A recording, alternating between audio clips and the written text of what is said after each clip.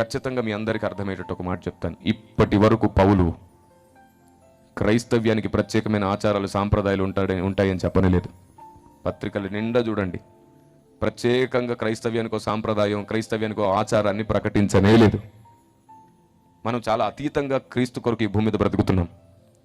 మన గురి గమ్యం ఆచారాలు సాంప్రదాయాలు కాదు. యూదులకు ఉండేవి ఆచారాలు సాంప్రదాయాలు, అందులోంచి బయటికి వచ్చాడు పౌలు. పౌలు ముందున్నది ఒకటే దర్శనం, ఒకటే కర్తవ్యం. క్రైస్తవ్యానికి ఉన్న సాంప్రదాయం ఒకటే, అందరికీ అర్థమయ్యేటట్లు సువార్త చెప్పాలి. క్రైస్తవుడి ఆచారం ఒక్కటే, అందరి కొరకు మానక ప్రార్థన చేయాలి. క్రైస్తవుడికి ఉన్నటువంటి నియమ నిబంధన ఒక్కటే, లేఖనాలు నెరవేరేటట్లు భక్తి చేయాలి. ఎందుకంటే క్రైస్తవ పోరాటం ఆచార సాంప్రదాయాల కోసం కాదు, ఆత్మల రక్షణ కోసం. నా ప్రభు ఈ భూమి మీద ప్రతి ఒక్కరూ రక్షించబడాలన్నాడు. అందుకు అందరికీ సువార్త అందజేస్తాం.